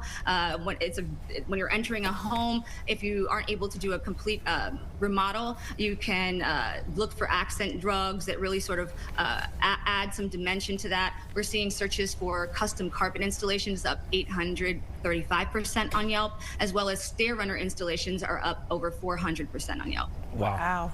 That's Listen, a lot. Yeah, we've got a lot more we want to ask you about, so do not go anywhere. We got to pay some bills. We're going to go to break, and we'll catch up with you in just about 60 seconds. We'll be right back.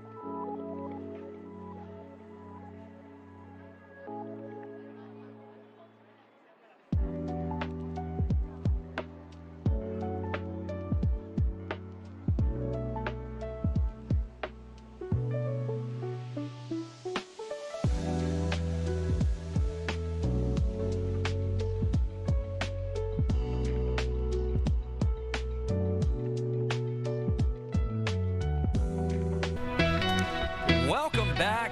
Chicago Now, just after 11:31. In full effect. In full effect. I wish you could see right off camera. We've got a really talented group of students over here that are learning what to do and what not to do in the world of journalism. But in terms of what to do, a lot of people go to Yelp to choose. We're back with Tara Lewis, the Yelp VP of Consumer Expansion and Trends. Tara, I have a question for you. Obviously, you guys are always looking at what's rising, what's surging in searches, and what's becoming more popular. How important is it to track what's sort of diving in popularity and what people are no longer eating or drinking or using anymore?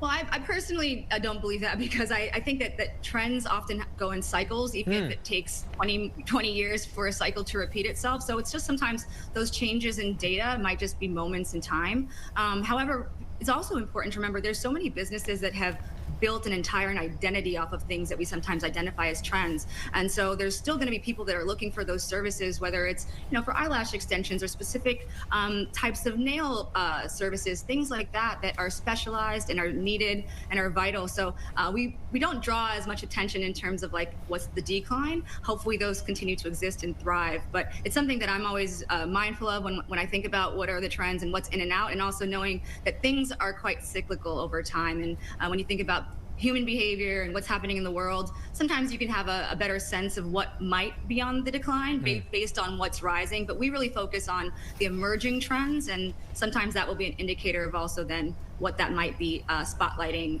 shining a little more light over what was perhaps getting the spotlight in the past. Any trends in the beauty and wellness and lifestyle department that you were like, whoa, I'm really shocked that people are interested in this? Well, it doesn't surprise me too much because I am a trend expert. But I think it's a really interesting one that grandma hobbies are making a comeback. It's hands-on, mindful, creative movement in terms of people doing like hands-on crafting that's sort of therapeutic. Sewing fabric stores are up in searches on Yelp over 3,000%. Quilting supplies are up by over 500%. Crocheting classes, tufting classes are all really popular right now. So grandma core is alive and well. We're also seeing people have a cosmic curiosity when people are turning to mystical meaning for seeking what's happening in their lives. We see that psychic mediums, searches for psychic mediums near me, searches are up 653% on Yelp, as well as astrology readings, as well as dog psychics are up in searches. I'm sorry, what was that? Can you say that one more time? Dog psychics, pet psychics in general, over the past couple of years, we've seen more interest in that. So people are getting insight into what their pets are thinking, or, you know, if I know there's a popular reality star that was recently had a psychic come and assess her cat, and the cat was translating her issue with the carrier that she has. Even though it's a designer pet carrier, the cat finds it tacky. So people are just seeking out pet psychics and dog psychics to get a better sense of how they can care for their pet and, you know, potentially get some insight into some of their behaviors. See, I find that shocking. But I guess if you're into this, you know, you track the trends, you don't. But I'm like, whoa, that's crazy. I wish you could have seen both of our reactions on, you know, like in regards to trends, you know, like obviously everyone wants to capitalize. If you're a business owner, you want to take advantage of the new hot thing. But where's that balance between, you know, taking advantage of a moment that's happening, you know, the cool new drink, the cool new beauty trend, whatever the case may be, but also like maybe not bet the whole bank on a thing that might just be really hot in 2026 and then it's let go? Absolutely, and I think that if I were to give any business owner advice, is I think what makes local businesses so special is that they are authentically themselves. The business owners pour so much of their past history and life and experiences and vision into a business, which makes them each so distinctive. So if everyone was just chasing trends, they would have no true identity. But what I think is important is to keep your eye out for something that you might already have. For example, if you know that matcha is trending and there's searches, people are searching constantly at a huge increase for matcha, and you already serve certain cocktails, but you don't have matcha on the menu, incorporating a matcha-tini into that. Or I've seen it in times where a business might have something and they're not actually listing the ingredients in a way that reflects that it's what people are searching for. For example, there was a time when espresso martinis were really trending, still classic, but I saw certain places that would not have it listed as an espresso martini, so they were missing out even on the branding of connections because people were not always identifying that. So I think sometimes there's low-hanging fruit when no matter what the business category is, if people are searching it, I think it's a good moment to reflect, think about, do I already offer that? Would that be low-hanging fruit for me to extend that or incorporate a new flavor that people are searching for, or an item that is, you know, the Sardi Spritz, for example, 86,000% in searches. That's a matter of a few ingredients. So it's not so much changing your identity, but it is more so rising to the trend so you can meet people where they are, and then they can be introduced to how amazing your business is.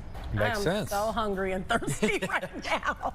I'd like to know if my dog is hungry or thirsty. I'd like to find out. I know someone I can call. Tara Lewis, Yelp VP of Consumer Expansion and Trends. This was fascinating. We appreciate you. Thank you for taking the time. Thank you.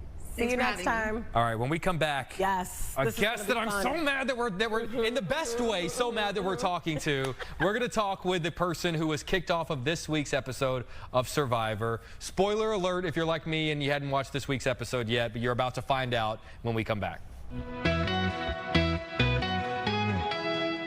Wait.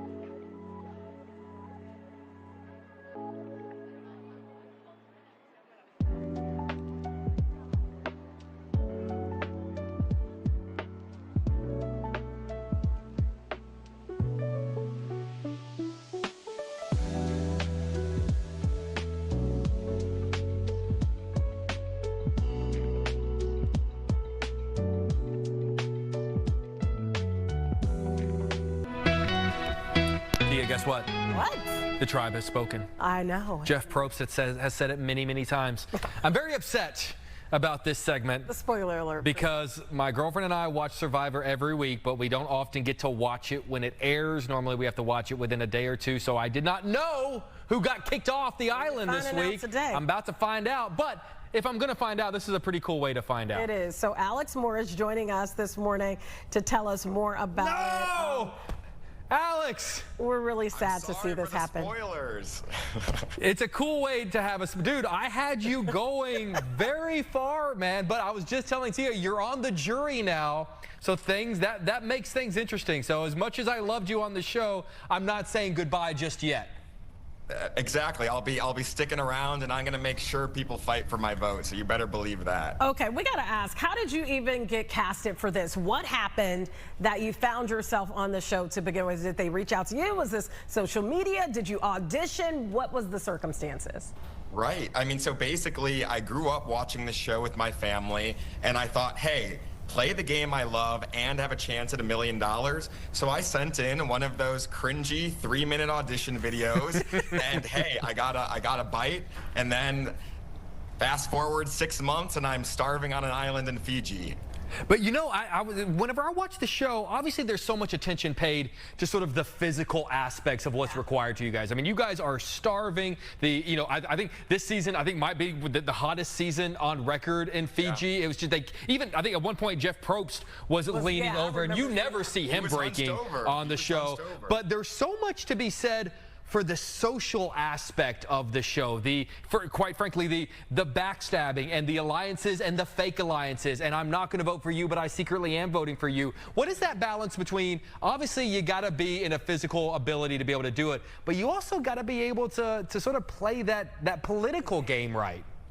Yeah, I mean, exactly. It's all about outwit, outplay, outlast. And I mean, honestly, I think I had kind of a benefit. I came from working on Capitol Hill. I still work on Capitol Hill for Congresswoman Schakowsky, and we all know the government right now is kind of a mess. And so I took that same having to adapt to what's going on around me to the island. It's like things are changing minute by minute. And so you really have to be able to kind of jump into action. And so, yes, I had the physical going for me too, but just that social strategic aspect was huge out there on the island. Yes, of course I didn't win, but it got me to this point in the game, which is pretty far.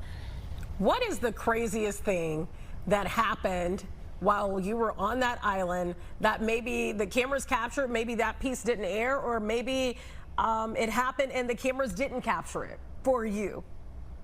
Yeah, I mean, between killing 2 chickens, having to go fishing for my food, where I'm literally down, getting cut by coral under the water, my feet are all cut up, but it's like the most beautiful environment. I think when we think about the game of Survivor, we think about how you're really in this game, but we're taking in this beautiful environment. There's snakes on the island. One of my closest allies got bit by a snake, a poisonous, venomous snake. And so you're really out there in the element. People think that this is like we go to some resort at night. That could not be further from the truth. We're out there and we're feeling the elements. Our hands are covered in bites. It's horrific, but you're in it. A guy got bit and they had to take him off the show. I saw that, actually. I was going to ask you, so for real, because a lot of people have this ideology of, if you're comparing Survivor to maybe some of the other reality shows, like The Real Housewives, or even those kind of shows, right? They're all glamorous, right? So the idea is that most people do believe that once the lights go off, the cameras are away, that you are in some resort. So you're saying the entire time you were living, feeding, existing off of the island? I mean, that's exactly right. I wish there was a mattress at the bed waiting for me. But I mean, there was at one point where I was sleeping on the beach in the sand, and my tribe had totally got crushed. We were down to 2 people at this point, and waves woke us up. We were getting soaked in the middle of the night. Like, this is real. We're waking up because we're getting drenched with the water coming up on the beach. So for anyone who thinks this is staged, you better apply yourself, because it is totally real and you're out there in the elements. Alex, I have a question. I'm so happy I get to ask you, because I was wondering this watching earlier in the season. I want to know what it's like to watch the show now. And what I mean by that is, there's a lot of people talking smack about you behind your back that you don't know because it'll be too like, Alex, I love you, and they cut to the top. It's like, I'm definitely not. I'm voting Alex off the island. What is it like to realize that people were saying things about you on the island that at the time you had no idea they were saying it? Yeah, I mean, that's what we sign up for. It's funny because you'll get a text like the day before a show airs, and it's like, hey, just so you know, I might have been talking smack about this episode. And it's kind of, and it's mutual. I was sending those same texts, and so it's always funny. I mean, we've been traveling around for the whole season right now, and so we're all friends, but in the moment, you're kind of just like, oh man, how in the world am I gonna like talk to this person in the real world? We're really backstabbing each other in real time. It's kind of like we're watching home videos come to life, and now the whole world is seeing it at the same time as us. So it's a lot of pressure, but it's been such an amazing, incredible experience. How long were you in Fiji? Like, how much time were you actually there? Yeah, I mean, so the whole filming process, you're there for about like a month and a half. So I was fortunate enough where I was able, Congresswoman Schakowsky was kind enough to let me go for that time. And so it was really nice to escape that DC bubble for that period of time and be away from my two phones. Wow, yeah, that's a good break too, yeah.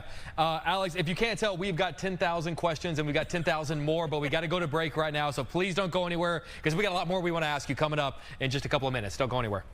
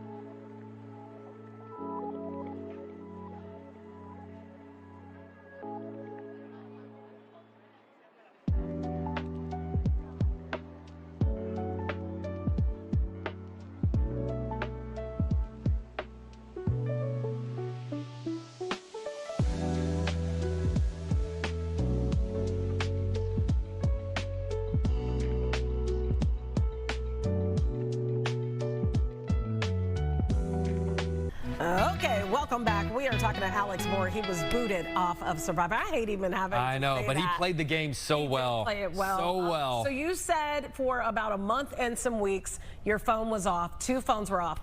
What was the craziest thing you saw when you turned those phones back on?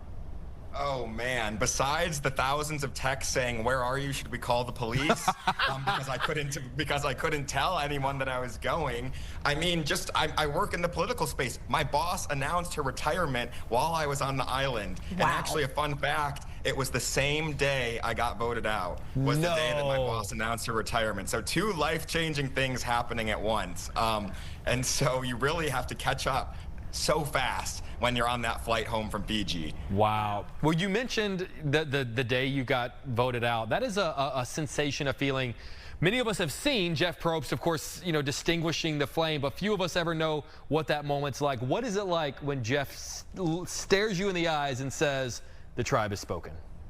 I mean, let's be real, it's the most uncomfortable feeling ever. No one ever imagines that's going to happen. We go in thinking we're going to win the game. And so you have to kind of think about it. Do you want to be gracious? Do you want to go off on people? And, you know, I took the higher road here. But it's kind of this powerful moment where it's like, I've spent probably a year in the casting process trying to get ready for this moment, and now it's over. Like, that's it. Yes, I'm going to be on the jury, but like the chance of winning is done. And so it's profound. And then you go back to, we call it Ponderosa, which is the hotel, and you have a big glass of red wine and you dissect, wow, that really just happened. I have to ask you this before we let you go. Would you do something like this again? Obviously, maybe not Survivor again, or maybe or Survivor 50. Maybe, yeah. Would you do reality TV in this way again? I mean, I think this was completely out of my comfort zone, but I learned from this where it's just like, you have to take every opportunity you can. Like, this is just such a once-in-a-lifetime experience. Survivor pushed me out of my comfort zone more than I could ever expect. So, of course, I would love to do anything that comes my way. I mean, this was just such a fun experience. I mean, I need to learn to work to live, not live to work. And so that's what I learned being out there. The Bachelor. Yeah. Oh, there you go. Hey, if you Top have any networks. connects, let me know. Wait. Have you ever worked on a farm? Because I'm pretty sure we got a farm show on Fox we can get you on.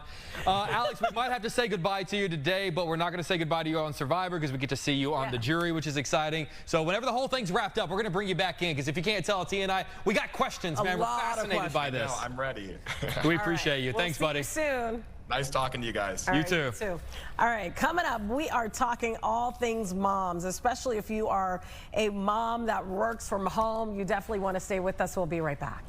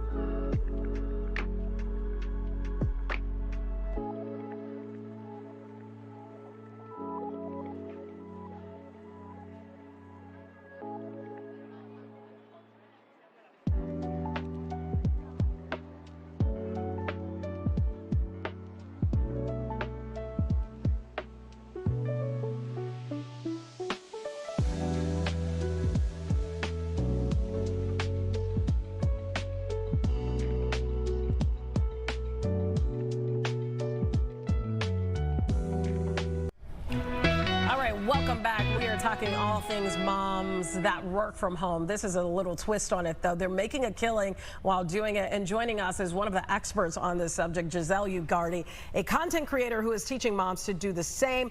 Giselle, thank you so much for your time and joining us. Thank you so much for having me. And it's not just moms, it really is people everywhere. The opportunities when you're working from home or if you have a little bit more time at home are endless right now, and the playing field is definitely equalizing. Talk about what some of those opportunities are.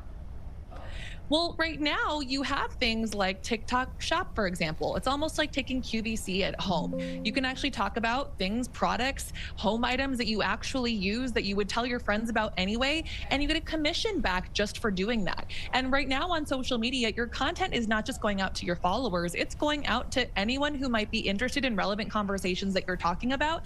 And in fact, trust is being built among those who are everyday people, not the celebrities who are getting paid to endorse things. It's a lot more believable when it's people who look like you, who live like you, or where you do, and all of a sudden you're wanting to purchase a product from someone who you might hardly know. And during a time where maybe you're working from home, maybe it's been a while since you have worked because you're focusing on your kids, or maybe you just want to make a little extra income. You have a lot of people, and especially moms, taking advantage of the opportunity of what you can do using your phone. You don't need fancy equipment, you don't need a team, and how awesome that perhaps something that you were already excited about or going to tell your friends about, you can optimize in this kind of a way, which is pretty cool. And it's not just on TikTok, it's also on Instagram. You have platforms too, like Show Me or LTK, Like to Know It, and more platforms making it as easy as possible for you to talk about it, or working directly with the brands, which is what I get really excited about as well. You know, I'm fascinated with this, making an income on social media. I'm generally curious, like, what sort of income are we talking about, like an extra couple of bucks to supplement the career you're already doing, or are we talking about like, hey, quit your job because this is what I can do for the rest of my life kind of income? It really ranges. I have a client who legitimately made $15,000 in one day talking about a journal on TikTok through TikTok Shop, which is pretty crazy. Realistically, though, if you're just going to pop in, it could be a few pennies on the dollar for a product, or if you're talking about more home goods that are a little bit in a higher price point, then it could be maybe it's $20 per product, maybe it's $100 per product, maybe you're talking about jewelry. It really is in a range, and ultimately you have to decide if it's something that you want to be consistent with. Do you want to go full time, or is this just for fun? But what's pretty awesome is that you get to be your own boss in the situation. So you can choose your own schedule. You can choose how much you want to share.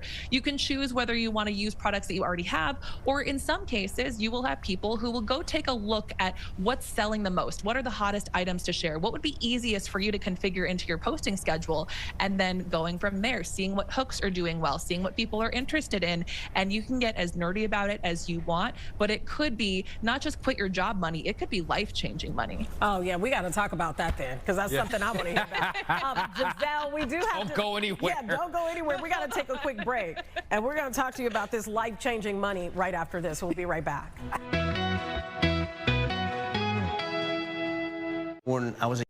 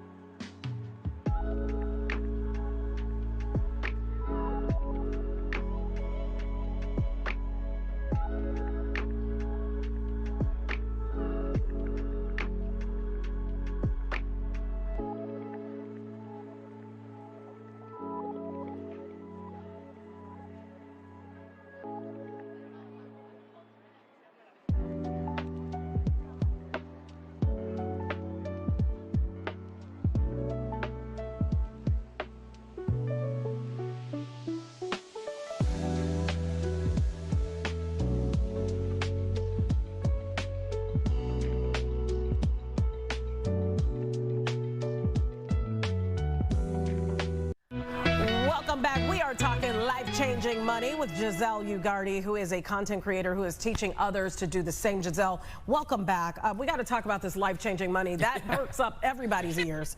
How do you do that? How do you go from being maybe Jake wants to decide in a few years, you know what, TV was cool, but I want life-changing money. How do we pull it off? It could be something that you start incorporating, and right now, granted, of course, everyone has rules around their content or their workplace, but here's the thing. Nowadays, your content is guaranteed to be put in front of people who don't already follow you. As long as your profile is public, it's not just your followers or your family who's going to see your content. The platform is going to push it out to other people who following keywords that you're talking about, they've been searching for the same thing. And so when, for example, you talk about, say, a lip gloss that you really love, or imagine the types of things that you talk about with your friends at dinner. Oh my gosh, I found this amazing skirt, or I am obsessed with this cute little Pilates block that I'm using at home now. I don't even have to leave my house. Well, if you have a phone, which most of us do, with a camera on it, and you can use these social media platforms that are totally free, you could have a little button that you add into your video where your followers can shop from that button. If that video happens to take off, then who knows? Maybe you have 100 people clicking on that button. Maybe you have 100,000 people clicking on that button. And maybe you're making $1 per, say, if you're talking about makeup or a foundation or something, maybe it's $1 per item that sells there. Or maybe it's more if you're talking about something that's more high end, like a couch or a carpet or an appliance. And then there's also the possibility where if you really are developing a community, if you really are consistent with it, again, you don't need to have 100 or even 1,000 followers. A lot of brands these days are looking to save money by finding real people who have trust, who have connections with their audience to be able to represent their products, their appliances, their home goods, their equipment.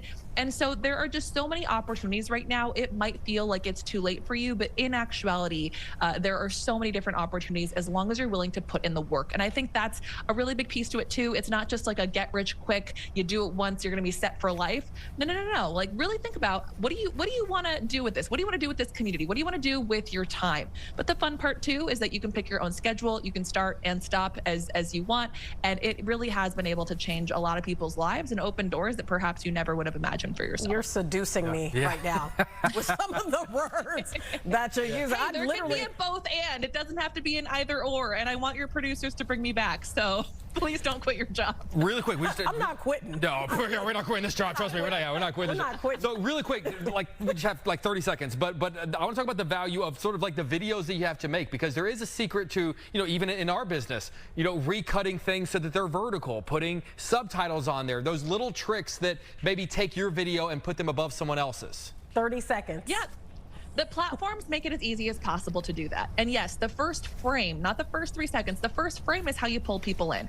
Asking a question, sharing what a preview is, giving curiosity, showing a transformation. So if you can get people in that first frame, the first 3 seconds, hold them for 6 or longer, then chances are you're going to build trust, and who knows, maybe they'll click on that button and your world could change. Go follow Giselle. I just did on Instagram while she was talking. Life-changing money, that's what I like to talk about. We'll have you back on the show. Thank you so much much for being with us. If we don't see you before the holidays, happy holidays. And thank you, to everyone good to see you. Yeah, good to see you. And thank you to everyone that joined our show on this amazing Friday. Have an amazing weekend, everybody. Thank you, Jake. It was a pleasure. Thanks. We did that thing. We did. Have a great weekend, everybody. Take it away, Ponce.